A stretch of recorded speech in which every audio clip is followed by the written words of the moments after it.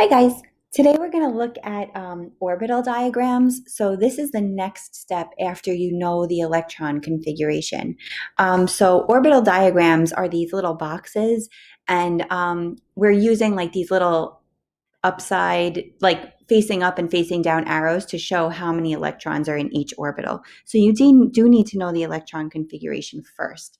So if I look at, you guys should have your reference tables out, it'll just be helpful. If I look at the electron configuration of boron, which is B, it's 1s2, 2s2, and 2p6. Okay, so since my s orbital is just one orbital that holds two electrons, my s's are always drawn as one box. Okay, my p orbitals, if you look back, I'll just show it to you because it's nice to have a visual. See how my p orbitals have three different orbitals facing, they're all dumbbells, but they're all facing different directions. So whenever I'm drawing orbital diagrams and there's a p orbital, I need to draw three boxes to show how many electrons are in each. For d orbitals, we would draw 5 boxes because we have 5 different planes the electrons can be on. And for F, which we're probably never going to get that far, you would draw 7. So that's where the number of boxes comes from.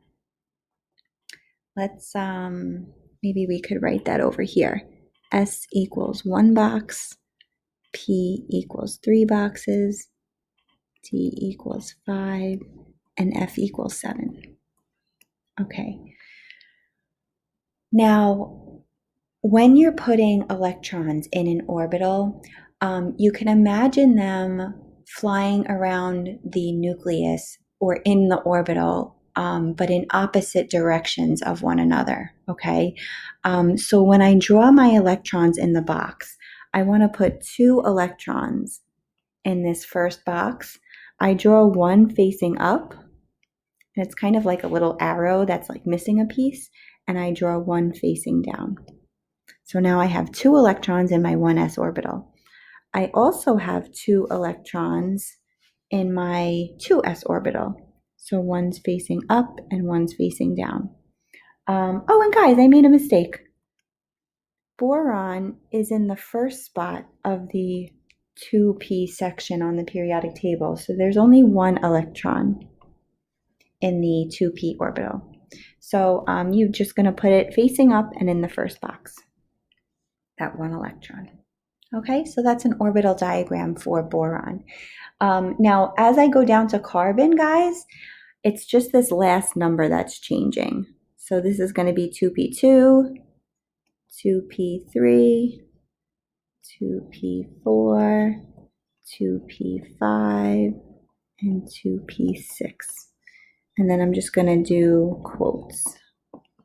The beginning part stays the same for all of these. Okay, so again, my S's are going to look the same. Now, to put 2 electrons in my p orbital, guys, I want you to think of going somewhere where you have to find a seat. So whether you're getting on a train or you're going to the doctor's office and there's that waiting room of seats, right? Of course, you're going to try to find a seat where you're not sitting next to anyone, right? So the only way you would like take a middle seat on a train or in a doctor's office is if you have no other choice, if everything else was filled in first, right? So if I have to put 2 electrons in these 2p orbitals, the first thing they're going to do is try to be separate from each other. They're never going to both go in the same box if I have other boxes open, because electrons have negative charges. And when 2 things have similar charges, they repel one another. So they always want to spread out unless they have no choice. So let's look at nitrogen. For nitrogen, my s orbitals are filled up. Now I have to put 3 electrons in my p orbitals. And again, guys, there's 3 boxes, so my 3 electrons are going to spread out. All right, now I get to oxygen where I have 4 electrons in my p orbitals. So 1, 2, and 3 are going to spread out. Now my fourth electron has no choice but to pair up. This is like you having to take the middle seat. There's no other space open. So now that there's no other space open, that fourth electron can just sit right there in that first box. Okay? For fluorine, I have to put 5. So I'll go 1, 2, 3. And now 4 and 5 have no choice but to pair up. For neon, I have 6 electrons in my p orbitals. 1, 2, 3. My 4, 5, and 6 have to pair up. Okay, so you can't fit more than 2 electrons into each box. They're filled up at 2. All right, so that's called Hund's rule, and you have to know the name of that rule, that they'll try to spread out unless there's no choice but to pair up, because they want to minimize those negative charges repelling. Okay, now the Pauli exclusion principle states that no 2 electrons in the same atom can have the same 4 quantum numbers. And you don't know what quantum numbers are yet, so this probably doesn't make sense to you, but we're going to go over what quantum numbers are. So the symbols for quantum numbers are N, L, M sub L, and M sub S, right? And this column tells you what that symbol actually stands for. So if I ask you what the quantum number n is for a certain electron, you want to look at what row it's in on the periodic table. So whether it's in the first row or the second row or the third row, n would be equal to that number. Okay? L is it could be called the subshell or the orbital type, or this A word that I'm not comfortable saying out loud. But that L quantum number just wants to know what letter orbital it's in. Is the electron flying around in an S, a P, a D, or an F orbital? And which orbital it's flying in is assigned a number. So if the electron is in an S orbital, its L number is always going to be a 0. If it's in a p orbital, its L number is always going to be 1, and so on. Okay. Now, something that you have to remember is that the possible values for L can never be equal to or higher than what energy level it's in. So if my atom is in the 3rd energy level, the highest the L number can be is 2. If my atom is in the 4th energy level, the highest L number it can have is 3. So this n-1 is important. Not so much for when you're writing what the quantum numbers are, you won't make that mistake. But what the SAT-2 likes to do is it likes to give you quantum numbers and ask you to find something wrong. And that second number, that L number can never be equal to or higher than the N number. So that's important. Okay, M sub L has to do with the boxes. We're going to match up the boxes. So that means when I draw my orbital diagrams, which we just did here, we have certain numbers assigned to the boxes, and you're going to write down whatever box your electron is in. And again, guys, doing an example is going to make this make more sense. But as far as possible values go, whatever L is, M sub L can be from the negative version of that number past 0 all the way through to the positive version of that number. Okay?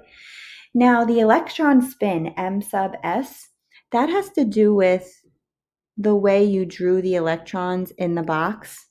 So it's positive 1/2 if you drew the electron facing up, or it's negative 1/2 if you drew the electron facing down. Okay, so since 2 electrons can fit in each orbital box, it's possible for 2 electrons to have the same N, L, and M sub L quantum numbers. But because the electrons will always then be drawn spinning in opposite directions, the last number at least will always be different. And that's where the Pauli exclusion principle comes in. Okay, no two electrons will ever have the same exact four numbers. At least that last number will always be different. So again, this probably seems overwhelming, but once we do an example, it makes a lot more sense. If you guys don't have your periodic tables out yet, you should take them out. All right. And we're going to look at phosphorus, which is P. Okay. And we're going to write down its electron configuration. So it's 1s2, 2s2, 2p6. I'm leaving a space for a reason. 3s2, and 3p3.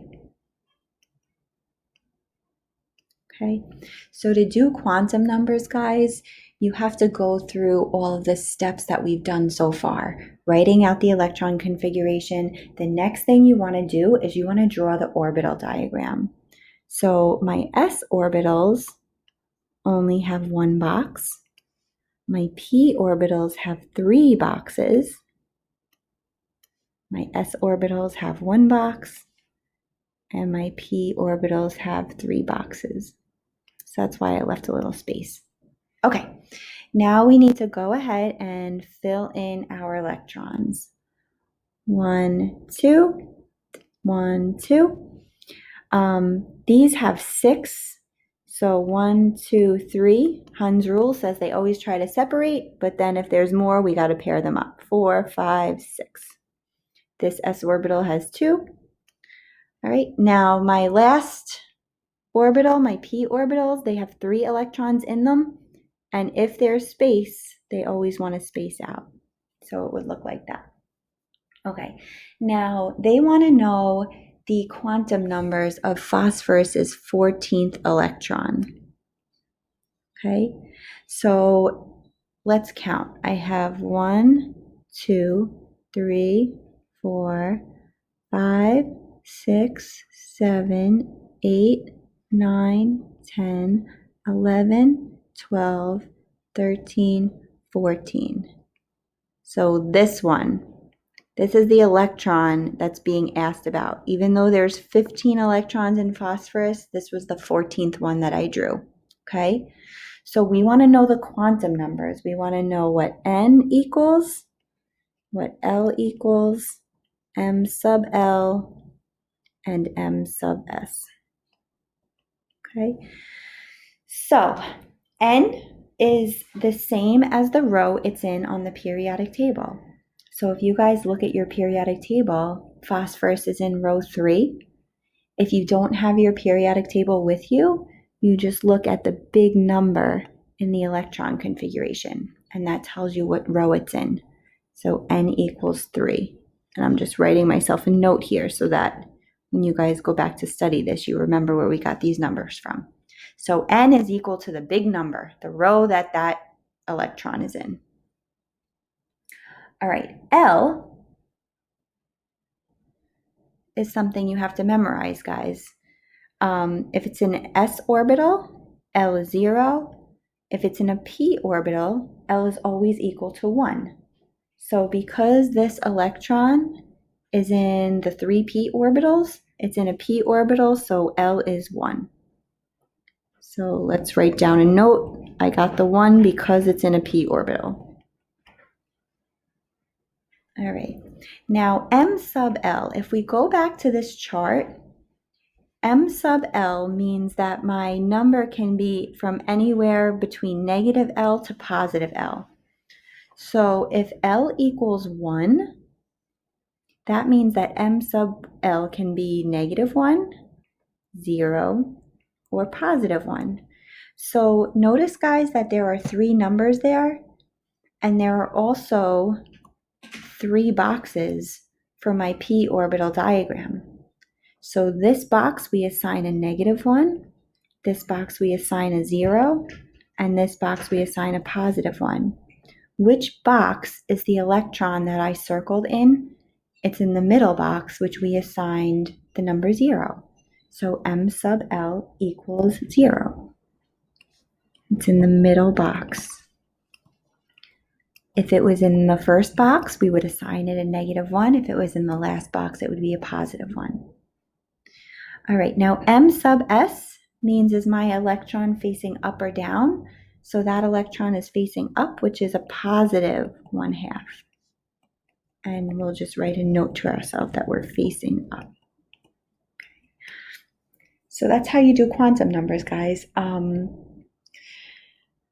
How you're going to see it usually, if it shows up in multiple choice, is we just write the numbers in order. So it'll be like 3, 1, 0, positive 1/2. And they always go in that order, N, L, M sub L, M sub S. Okay, so now what I was talking about before, like how this would show up also in multiple choice, they're going to ask you, can an electron have the quantum numbers 3, 3, -2, positive 1/2? So aside from giving you an element and saying what are the quantum numbers for some electron in this element, they can give you quantum numbers and ask you if they're possible. So guys, take a look at those quantum numbers. Do you see anything wrong? Is the L value allowed to be equal to or higher than the N value? No. So this would be a set of quantum numbers that does not exist. Okay? They also like to give you something like this.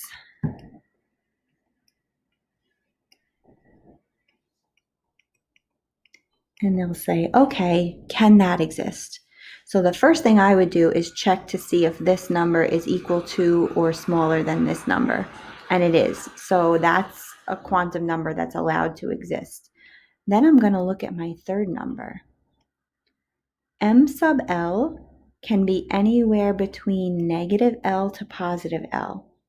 So if L is a 2, then M sub L can be -2, -1, 0, 1, or 2. Does a -3 fall within that range? No, it does not, so that's not possible. So aside from finding your own quantum numbers, you have to be able to also to pick out ones that are incorrect or that can't exist. Okay. All right, guys, let's do one more together, and then I'm gonna leave you guys.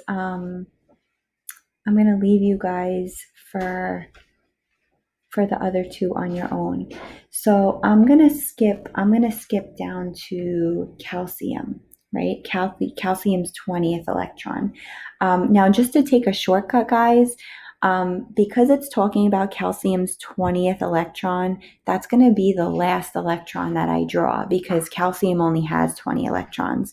So I'm going to do the condensed electron configuration. The noble gas that comes before calcium is argon. And then in the 4s row, calcium is in the second spot. So I'm talking about in the s orbital, I'm talking about the last electron that I drew. So I'm talking about this one. Okay, so I want to do N, L, M sub L, and M sub S. All right, so again, guys, N comes from the row that calcium is in. So calcium is in the 4th row in the periodic table. It's got a big number 4 in its electron configuration, so N equals 4. Right? L I have to memorize. Is this an S, P, D, or F orbital? It's an S orbital. And if I go back up to my chart, if I'm in the s orbital, that means my L value has to equal 0. So my L value equals 0. Now, my ML value, right? It's from -L to positive L. So guys, if L equals 0, is there a range there? No, there's no range. There's only one box. So this box is assigned the number 0. So what is M sub L? It's 0. Is my electron facing up or down? It's facing down. So I would say that my spin is -1/2. Okay, so I'm going to have you guys try sodium and krypton. You need to write the electron configurations out, draw your orbital diagrams, figure out which electron they're asking about, and answer some questions. All right, see you tomorrow.